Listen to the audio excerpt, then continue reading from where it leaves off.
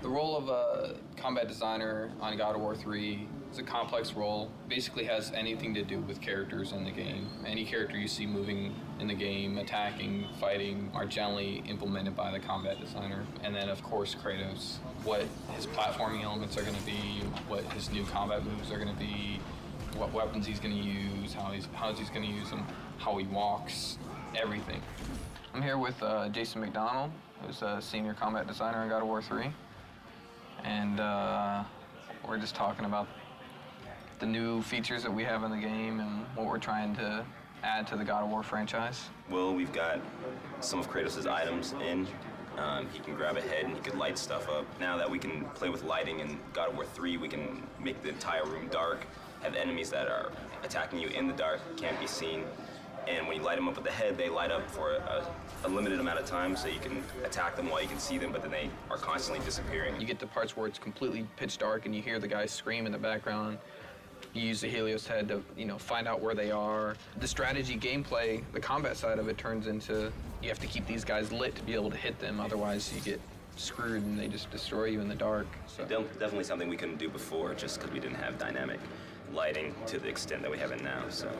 We got the combat grapple in. We tried the grapple stuff in God of War 2, but since we were limited on memory and animations and things like that, we just couldn't do it, and if we couldn't do it well, then we weren't going to do it at all, so we just didn't do it. But now we have more space, more memory. Kratos is a very strong character, so when he grapples an enemy, he kind of just charges right in and plows through everybody. So the grapple system is exactly like that. You can launch somebody in the air and you grapple them and you plow yourself right into the air, right into them. If there's a crowd of enemies, you'll plow yourself through all of them. Hey, I'm at Brian Yu's desk here. He's a senior combat designer on God of War 3. For this particular boss, which is a huge scorpion, you want to make sure the presence is there and the player will feel the power of the attack. Usually for attacks for boss character, you want them to be really recognizable so the player knows it's coming, because if the player cannot recognize the move and react in time, they get hit, because it's boss character, you will take a lot of damage. So it's not fun, if you don't see the attack coming, you're being hit. So that's something that we try to work really hard on. I'm here with Jason DeHarris, combat designer on God of War 3. And we're just looking over some of the writable stuff that's early in development.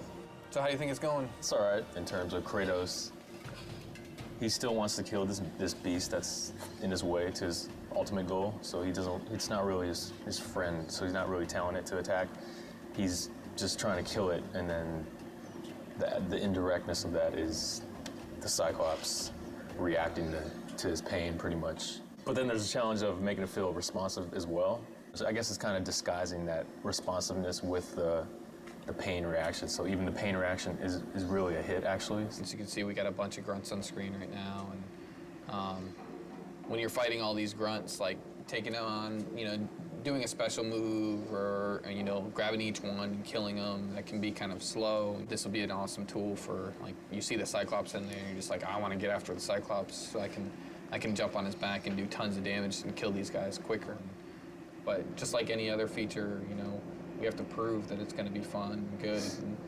And, if it's not, we got to get rid of it because everything has to be fun.